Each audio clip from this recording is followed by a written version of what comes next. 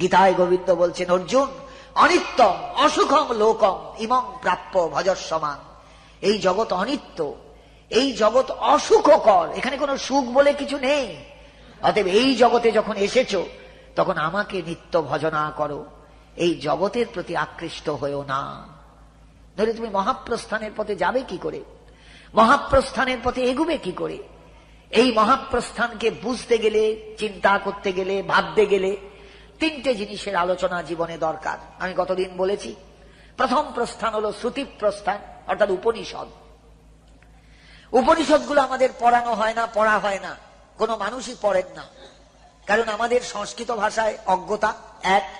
দ্বিতীয় কথা হলো, আমাদের সমাজে উপনিষদ পাঠের কোনো ব্যবস্থা নেই, উপনিষদ আলোচনার কোনো ব্যবস্থা নেই, সুতরাং উপনিষদ পড়া হয় না। কিন্তু উপনিষদ পড়া হলে কি বোঝা যেত জানেন? আমরা শৈশব থেকে তৈরি হয়ে যেতে পারতাম, এই জগৎ অনিত্য, ঈশ্বর নিত্য, এই জগৎ অনিত্য, আত্মা নিত্য, এই জগৎ অনিত্য, ব্রহ্ম নিত্য, ব্রহ্ম সত্য। এই চেতনাটা ভেতরে গেঁথে যেত। এই জগৎ অনিত্য, এটা যদি গেঁথে যায় ভেতরে, আপনি সংসারের কোনো বিষয়কে ভালোবাসতে পারবেন না। ভালোবাসতে পারবেন? আমরা যে বিষয়ের জন্য পাগল হয়ে যাই, 1 ছটাক জমির জন্য 10টা মামলা টুকি, 5টা পয়সার জন্য একবারে লেজ টেনে কাপড় খুলে আমার টাকা দে, পয়সা দে, পয়সা দে, টাকা দে, পয়সা দে, টাকা দে, পয়সা দে, এই যে করে বেড়াই, আমরা এই দিকে আর ততটা দৃষ্টি দিতাম না। সংসারে বিষয়ী হওয়াটা বড় কাজের কাজ নয়, সংসারে নিবৃত্তির পথে চলাটাই হলো সবচেয়ে বড় কাজের কাজ। আমি কতটা ছাড়তে পারলাম, এটাই হলো জীবনের সবচেয়ে বড় চেষ্টা, বড় সাধনা। আমি কতটা গ্রহণ করতে পারি। যেদিন এসেছিলাম মায়ের পেট থেকে হাতগুলো খোলা ছিল, সুতরাং সেই হাত মুঠো করে যাওয়াটা কখনোই ঠিক নয়। যেমন এসেছিলাম নাঙ্গা অবস্থায়, কোমরেও কিছু ছিল না, পরনেও কিছু ছিল না, সেরকম নাঙ্গা জগৎ থেকে চলে যাওয়াটাই বিধেয়, কিন্তু আমরা সেটা পারি না। যাহাতক সংসারে এলাম, পূর্ব জীবনের কর্মফল আমাদের ঠেলতে লাগলো, আমরা নাঙ্গা রইলাম না, আমরা লজ্জা পাশ নিয়ে ব্যস্ত হয়ে পড়লাম, কাপড় ঢাকা দিলাম সারা শরীরে, চেতনাটাও ঢাকা পড়ে গেল, আর চেতনাটাও উন্মুক্ত হলো না। এই জায়গা থেকে পরিবর্তন দরকার। গীতা সেই পরিবর্তনটা এনে দেন। অতএব প্রথমের যে উপনিষদের অংশ শ্রুতি প্রস্থান যদি পড়া নাও হয়, আপনি স্মৃতি প্রস্থানটা যদি পড়েন, আপনার শ্রুতি প্রস্থানের কাজ হয়ে যাবে। কারণ গীতাটা হলেন উপনিষদের সারাংশ। আমি তো বললাম আপনাদের কাছে, কঠোর উপনিষদের আত্মতত্ত্ব গীতার 2য় অধ্যায়ে পাবেন। উপনিষদের সারাংশই তো গীতা। অতএব গীতাটা ভালো করে পড়া থাকলে ভারতের আসল সম্পদ আপনার জানা থাকবে। সোনার দাম কত বাড়লো, কত কমলো, এটা বড় বড় চিন্তার কিছু নয়, কিন্তু আমার উপনিষদ জ্ঞান জীবনে কতটা আমাকে সার্থক করে দিল, এই চিন্তাটা মাথায় থাকা দরকার। আমি আরো কতটা জ্ঞান লাভ করে লাভবান হয়ে জগৎ থেকে যেতে পারবো, কতটা সংস্কার মুক্ত হয়ে জগৎ থেকে যেতে পারবো, কতটা মুক্ত চিন্তার অধিকারী হয়ে জগৎ থেকে যেতে পারবো, এইটাই জীবনের আসল কথা। আমি কত ভরি সোনার মালিক হয়ে গেলাম, কত কোটি টাকার মালিক হয়ে জগৎ থেকে গেলাম, এটা বড় কথা নয়। কারণ আজকে চোখ বুঝলে সোনাও এখানে পড়ে থাকবে, রূপও এখানে পড়ে থাকবে, বাড়িও এখানে পড়ে থাকবে, গাড়িও এখানে পড়ে থাকবে। একটা ছোট্ট একটা যদি ছুঁচ কানে ফুটিয়ে দেওয়া হয়, সেটাও নিয়ে যাওয়ার সামর্থ্য আমার নেই। এই জগতের জিনিসের জন্য ব্যাকুলতার কি আছে?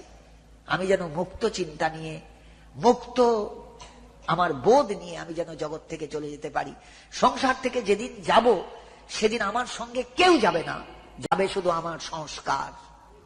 আমার সংস্কারটুকু যাবে। এই সংস্কারটুকু যত ভালো করা যায়, যত ভালো করা যায়, যত ভালো করা যায়, সেটাই তো লক্ষ্য হওয়া উচিত। আমি মনের দিক থেকে দিন রইলাম, মনের দিক থেকে প্রশস্ত হলাম না, এটা কি সংস্কার তৈরি হলো? অর্জুনকে গীতায় বলেছেন, অর্জুন শোনো, উদ্ধরে আত্মনাত্মানং ন আত্মানম অবসাদয়ে আত্মৈব ঝাত্মনো বন্ধু আত্মৈব রিপুরাত্মনো বন্ধু আত্মা আত্মনস্তস্য জেনাত্মই বাত্মনাজিত অনাত্মনস্তু শত্রুত্বে বর্তেতাত্মৈব শত্রুবৎ।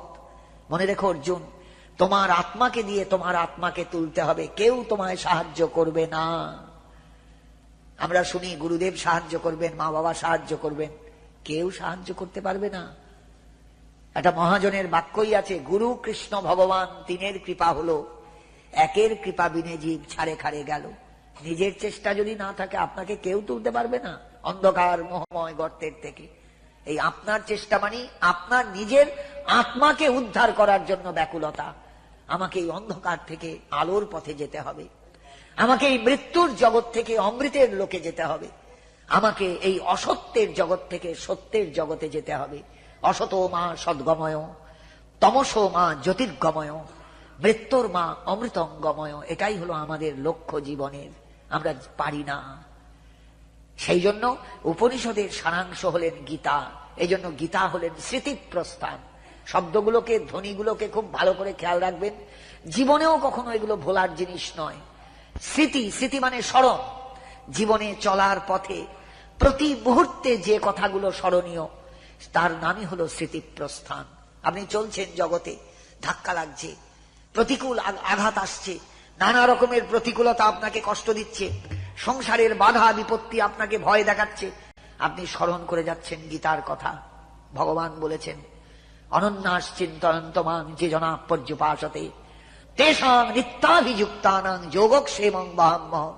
অর্জুন, কোনো ভয় নেই, কোনো ভয় করো না। যে আমাকে অনন্যাস, যে আমাকে অর্চনা করে অভিযুক্ত, তারা আমার সঙ্গে নিত্যযুক্ত। আমি তাদের যোগ এবং ক্ষেম দুটোই বহন করি। যা কোনোদিন পাইনি সেই যোগ আমি এনে দিই। যে বস্তু পেল, সম্পদ, ভক্তি সম্পদ। কে বলে গীতা ভাগবতের চেয়ে নুন? আমাদের বলা হয়, আমাদের শোনানো হয়, ভাগবত পাঠকরা শুনিয়ে বেড়ান যে গীতার দরকার নেই, ভাগবত পড়লেই সব হয়ে যাবে। যোগক্ষেমং বহাম্যহং। যোগ শব্দের অর্থ কি? যা পাওয়া যায়নি সেই বস্তুর প্রাপ্তি। কি পাইনি বলুন তো সারা জীবনে? সব পেয়েছি। বাবা মা পেয়েছি, ভাই বোন পেয়েছি, টাকা পয়সা পেয়েছি, ধন দৌলত পেয়েছি। আমি মেল সেক্স হলে ফিমেল সেক্স পেয়েছি, আমি ফিমেল সেক্স হলে বিপরীতে মেল সেক্স পেয়েছি। আমার মৈথুনের কোনো তফাৎ সুযোগ হারায়নি, সব জীবনেই পেয়েছি। কুকুর হয়ে জন্মালে কুকুরই পেয়েছি, ছাগল হয়ে জন্মালে ছাগলই পেয়েছি, মানুষ হয়ে জন্মালে একটা নারী পেয়েছি, সব পেয়েছি, সব পেয়েছি। ভোগ পেয়েছি, সুখ পেয়েছি, সব পেয়েছি। কি পাইনি বলুন তো? একটা বস্তু পাইনি, ভগবত প্রেম। এর নাম যোগ, এর নাম যোগ। আমি যোগক্ষেম দুটোই বহন করি। যা কোনোদিন পাইনি তার নাম যোগ, আর যা পেলাম, আমি প্রেম পেলাম, প্রেমটাকে রাখবো কেমন করে? দুর্লভ সম্পদ রাখবো কেমন করে?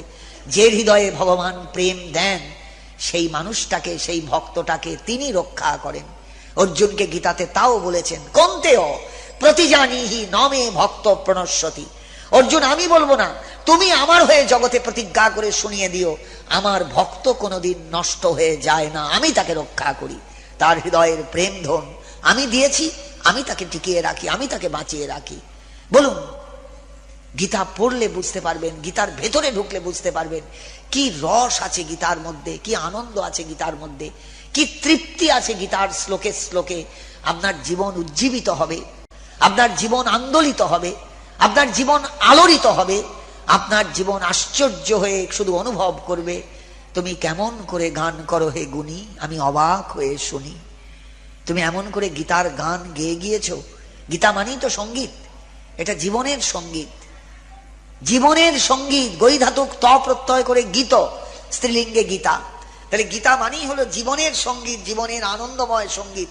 যে সঙ্গীত মানুষ এমনি এমনি উপলব্ধি করতে পারে না, আত্মস্থ হলে তবে উপলব্ধি করে, অন্তরে উপলব্ধি করে। ভগবান পার্থ সারথী অন্তরের এই রথের মধ্যে বসে, বাসুদেব এই রথের মধ্যে বসে, এক হাতে জ্ঞান মুদ্রা নিয়ে, এক হাতে পাঞ্চজন্য শঙ্খ নিয়ে, এক হাতে লাগাম নিয়ে, এক হাতে ছোপটি নিয়ে জ্ঞান মুদ্রায় উপদেশ দিচ্ছেন আমাকে, অর্জুনকে। আমি অর্জুন, আমি জীবাত্মা, আমি আত্মসমর্পণ করেছি তাঁর চরণে। কার্পণ্য দোষ উপহত স্বভাব পৃচ্ছামি তাং ধর্ম সমূঢ় চেতা যচ্ছেয় সাত নিশ্চিতং ব্রুহিস্তন্মে শিষ্যস্তেহং স্বাধিমাং তাং প্রপন্নম। গীতার দ্বিতীয় অধ্যায়ের শ্লোকটা দেখবেন, অর্জুন কার্পণ্য দোষে উপহত বলে নিজেকে অনুভব করছেন। কৃষ্ণ, আমার মনে হচ্ছে আমি একটা বিশেষ দোষে দুষ্ট, সেই দোষটার নাম কার্পণ্য দোষ। আমি আমাকে জানি না, আমি যে কে আমাকে জানি না।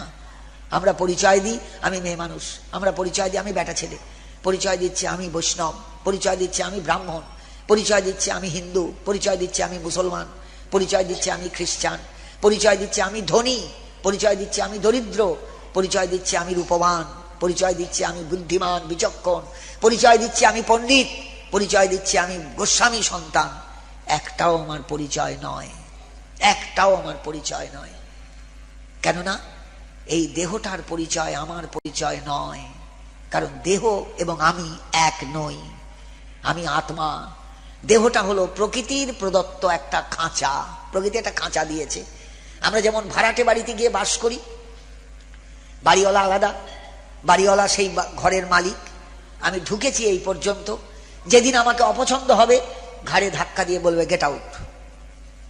প্রকৃতিও যেদিন প্রয়োজন ফিরে মিটে যাবে আমাকে ঘাড়ে ধাক্কা দিয়ে বলবে আমি কেড়ে নিলাম তোমার খাঁচাটা, তুমি আবার যাও শূন্যে ঘুরে বেড়াও। যেদিন প্রকৃতি তাড়িয়ে দেয় বা আমি সরে যেতে বাধ্য হই, সেদিন আমার অবস্থান, আমি নিরালম্ব বায়ুভূত নিরাশ্রয়। শাস্ত্র পড়ে দেখবেন আত্মার অবস্থান কোথায়, বায়ুভূত নিরাশ্রয়। কেউ নেই আমার, কেউ নেই, আমি কোথাও যেতে পারবো না, আমি কোথাও চলতে পারবো না। তারপর যদি প্রকৃতি কৃপা করে আমার বৃষ্টির ধারার সঙ্গে নেমে আসবো মাটিতে, ফসলের মধ্যে দিয়ে শস্যের মধ্যে দিয়ে ঢুকবো, মানুষ বা প্রাণী খাবে, আমি সেই প্রাণীর দেহে প্রবেশ করে যদি পুরুষ হয় তার শুক্রে পরিণত হব, যদি নারী হয় তার শনিতে রূপ নেব। এইবার শুক্র শনিতের মিলনে আবার আমি ফার্টিলাইজড হব, কোনো একটা জঠরে কোনো মাকে পেয়ে সেই মায়ের পেটে গিয়ে ঢুকবো। এইভাবে আমার আসা যাওয়া চলছে অনন্তকাল, অনন্তকাল। যাবৎ জননং তাবৎ মরণং, তাবৎ জননী জঠরে শয়নং, ইতি সংসারে স্ফুটতর দোষ, কথমিহ মানব তব সন্তোষ। যেমন জন্মাচ্ছ তেমনি মরবে, যেমনি মরবে তেমনি আবার একটা মায়ের পেটে আসবে। জগতের এটাই হলো আসল কথা, এটাই দোষের কথা, শুনলে কষ্ট পাবে। তা তুমি কিসে সন্তুষ্ট আছো? তুমি মনে করো না যে এইবারই মায়ের পেট থেকে বেরিয়েছো, আবার মায়ের পেটে ঢুকবে। সেটা কচ্ছপ মাও হতে পারে, সেটা গিরগিটি মাও হতে পারে, সেটা টিকটিকি মাও হতে পারে, সেটা ভেড়া মাও হতে পারে, গরু মাও হতে পারে, ছাগল মাও হতে পারে। কোন মা হবে তার তো ঠিক নেই কিচ্ছু। প্রকৃতির খেয়ালে, বৃষ্টির ধারায় সাইবেরিয়ায় গিয়ে তুমি পড়বে, না আফ্রিকায় গিয়ে পড়বে, না প্রশান্ত মহাসাগরের মধ্যে ঝপ করে পড়ে যাবে, একটা মাছ খেয়ে ফেলবে, কিচ্ছু বলা যাবে না। অনিশ্চয়তাটা বুঝতে পাচ্ছেন? একটা দেহ প্রাপ্তির অনিশ্চয়তা কতখানি। এই জন্য বলা হয় মনুষ্য জীবনটা দুর্লভ। দুর্লভং মানুষং জন্ম তদপি অধ্রুবং অর্থদম। প্রহ্লাদ বলছেন তার দৈত্য বালকগণকে, কৌমার আচরেত প্রাজ্ঞ ধর্মান ভাগবতানিহ, দুর্লভং মানুষং জন্ম তদপি অধ্রুবং অর্থদম। মনুষ্য জীবনটা দুর্লভ। আপনাকে কেউ গ্যারান্টি দিতে পারবে না আগামী জীবনে আপনি মানুষ হয়ে আসবেন। আপনার কর্মফল আপনাকে কোথায় নিয়ে যাবে, কোন আস্থা করে নিয়ে ফেলে দেবে, কোথায় নিয়ে ফেলবে আপনিও জানেন না, কেউ আপনার পাশে যারা আছে স্ত্রী পুত্র কন্যা কেউ বলতে পারবে না, কারুর বলার ক্ষমতা নেই। এইরকম একটা অনিশ্চয়তার মধ্যে জীবন যেখানে যাপন করছি, সেখানে আমাকে কতটা তৈরি হয়ে জগৎ থেকে যেতে হবে বুঝতে পারছেন? এই জীবনে আমি কর্মফল শেষ করে ফেলতে পারবো ভোগ করে তা নয়, আবার এই জীবনের কর্মফল তো আগামী জীবনে ভোগ করতে হবে। অতএব আমাকে চেষ্টা করতে হবে যাতে সমস্ত কর্ম ফলাকাঙ্ক্ষা শূন্য হয়ে জগতে করতে পারি।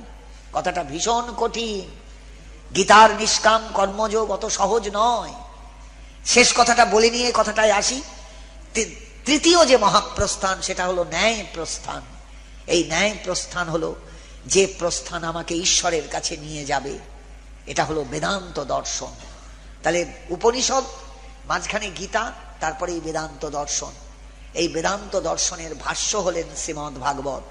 তাহলে ভাগবতে যাওয়ার আগে আমি যদি স্মৃতিপ্রস্থানটা আলোচনা না করি, গীতা যদি আলোচনা না করি, আমি গ্যালপ করে চলে গেলাম না, কিছুই দেখলাম না, না উপনিষদ দেখলাম, না গীতা পড়লাম, গীতা বুঝলাম, একবারে চলে গেলাম ভাগবতে, কি লাভ হবে জানেন?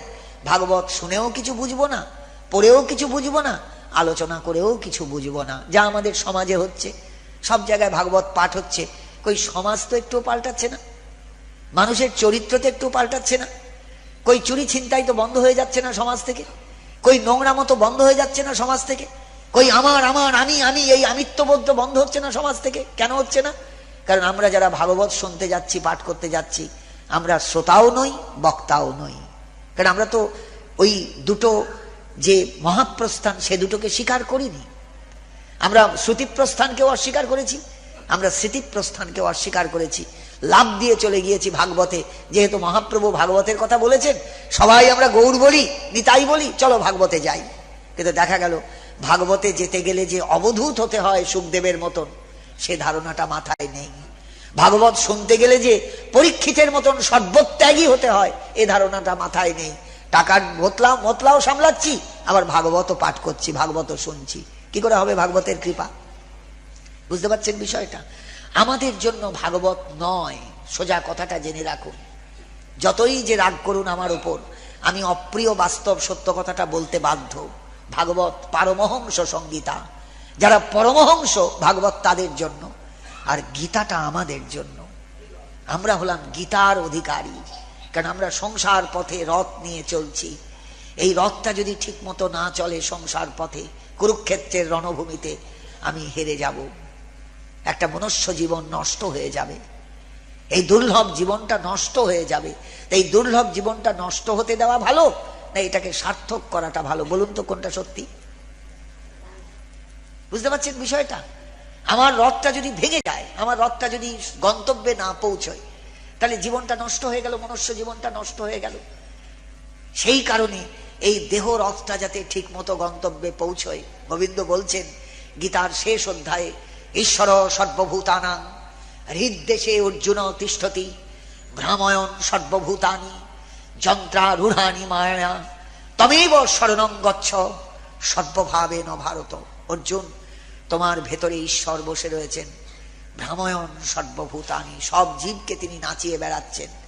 যন্ত্রারূঢ়ানি মায়া, নিজের মায়া শক্তি দিয়ে যন্ত্রী যেমন যন্ত্র চালায়, তিনিও তেমনি অনন্ত জীবকে চালিয়ে নিয়ে বেড়াচ্ছেন। তুমি যদি ঠিক মতো পৌঁছতে চাও গন্তব্যে, তমেব শরণং গচ্ছ, তার আশ্রয় নাও। তার আশ্রয় ছাড়া কোনোদিন তুমি যথার্থ গন্তব্যে পৌঁছতে পারবে না। তমেব শরণং গচ্ছ সর্বভাবেন ভারত। শরণ নেবে মানে কি ওই সকালবেলা 8 ঘন্টার জন্য ঠাকুর ঘরে শরণ নেবে তা নয়। তোমার যা কিছু আছে, আমার যে সব দিতেই হবে সে তো আমি জানি। আমার যত বিত্ত প্রভু, আমার যত বাণী, সব দিতেই হবে। সর্বভাবেন ভারত, তোমার যা কিছু আছে সব তার চরণে দিয়ে দাও, নিজের বলে কিছু রেখো না। এই জগতে তুমি কিচ্ছু নিয়ে আসনি, এই জগতে তুমি কিচ্ছু নিয়ে আসনি। বিদ্যা নয়, বুদ্ধি নয়, চিন্তা শক্তি নয়, জ্ঞান নয়, অর্থ নয়, বিত্ত নয়, গাড়ি নয়, বাড়ি নয়, ধন নয়, দৌলত নয়, কিচ্ছু নিয়ে আসনি। তুমি সাদা হাতে এসেছিলে। তুমি ভেবে নাও আমার কিচ্ছু নেই, যা দিয়েছো তোমার দান, আমি তোমায় সব দিয়ে দিলাম। এইভাবে তার শরণাগত হও, দেখবে তিনি তোমায় রক্ষা করবেন, তিনি তোমায় সব সময় রক্ষা করে যাবেন। এইটাই হলো গীতার উপদেশ। কিন্তু তোমায় সংসার পথে চলতে হবে এই রথটাকে চালিয়ে নিয়ে। তুমি তো চালক নও, তুমি তো যোদ্ধা, তুমি তো অর্জুন, তুমি তো রথী, আর সারথী হলেন তিনি। তুমি শরণাগত হও তার, দেখবে তিনি তোমার রথ নিয়ে এগিয়ে যাবেন। এই হচ্ছে গীতা। বিশ্বাস করুন, জীবনের মন্ত্র, জীবনের গান, জীবনের অনুভব, জীবনের রস যদি সত্যিই অনুভব করতে হয়, তাহলে গীতাকে প্রতি মুহূর্তে স্মরণ করে দেখবেন আপনি জীবনটাকে কেমন উপলব্ধি করছেন। আমার 5 বছর আগের আমি কি 6 বছর আগের আমি আর আজকের আমি নিজে উপলব্ধি করি, সেদিন আমার গীতাটা কিন্তু এতটা আমার আয়ত্তের মধ্যে ছিল না। আমার 14 বছর বয়সে পইতে হলো। বাবা বললেন যে আহ্নিক করবার সময় 1 অধ্যায় গীতা পড়ো, 1 অধ্যায় চণ্ডী পড়ো। বাবার কথাটা মান্য করেছিলাম। 20 বছরের মধ্যে গীতা চণ্ডী আমার মুখস্থ, কিন্তু বুঝিনি কিছু। বিশ্বাস করুন, কিচ্ছু বুঝতে পারিনি। আজকে জীবনের প্রৌঢ় দশায় এসে যখন পৌঁছিয়েছি, 62 বছর পার হয়ে যাচ্ছে, 63 ছুঁই ছুঁই, তখন মনে হচ্ছে ভাগ্যিস বাবা বলেছিলেন। সেই কারণে গীতার বোধটা জীবনের সায়ান্ন বেলায় যখন এলো, আমি সত্যি অন্তরে দারুণ দারুণ উল্লসিত। যে জীবনে আমার এই বাকি কাজটা আমার শেষ হয়ে গেল। ভাগবত পাঠ হয়েছে একবার, সম্পূর্ণ ভাগবত। আমি ভাগবতের তাত্ত্বিক দিকটা বুঝতে পেরেছি তার কৃপায়। গীতাটা উপলব্ধি করার পর মনে হয়েছে ভাগবত থাকুন ভাগবতের জায়গায়, আমার জীবনে যেন গীতার বোধটা আসে। এটাই আমার জীবনের চলার পথের মন্ত্র। কারণ আমি তো সংসার পথে চলছি, এখনো তো আমি সংসার ছেড়ে যেতে পারিনি। পরীক্ষিতের মতন একখানা কুশাসন নিয়ে সমস্ত রাজধানী রাজ্যর সবকিছু ছেড়ে দিয়ে গঙ্গার তীরে এসে কুশাসনটা পেতে সবকিছু ভুলে তো বসতে পারিনি। তার জন্য যতক্ষণ সেটা না হচ্ছে ততক্ষণ আমার গীতা জীবনে প্রয়োজনীয়। যেদিন আপনি বুঝতে পারবেন যে সংসারে আমার কেউ নেই, আমি একেবারে একক, আমার জন্য কেউ কাঁদলেও আমি তার দিকে ফিরেও তাকাবো না যুধিষ্ঠিরের মতন, সেই দিন আপনি ভাগবতের অধিকারী, ওই পরীক্ষিতের মতন। এখনো তো আপনার জন্য স্ত্রী অপেক্ষা করে আছে, এখনো তো আপনার জন্য ছেলে মেয়ে অপেক্ষা করে আছে, এখনো তো আপনার জন্য পাড়া প্রতিবেশী অপেক্ষমান, ওই দাদা না এলে মিটিংটা হবে না, শুরু হবে না। বলুন, অস্বীকার করুন। ওনাকে না এলে রাসের মিটিং হবে না, আমাদের রাস পূর্ণিমার পুজোই হবে না। তাহলে এখনো তো আপনার জন্য চারপাশের লোক অপেক্ষা করে আছে। আপনি কাকে ছাড়বেন, কাকে ত্যাগ করবেন? আপনি কি করে ভাগবতের অধিকারী হলেন? আপনি এখনো সমাজের সামাজিক একজন ব্যক্তি, যুদ্ধের একজনা যোদ্ধা, কর্মপথের একজনা কর্মী।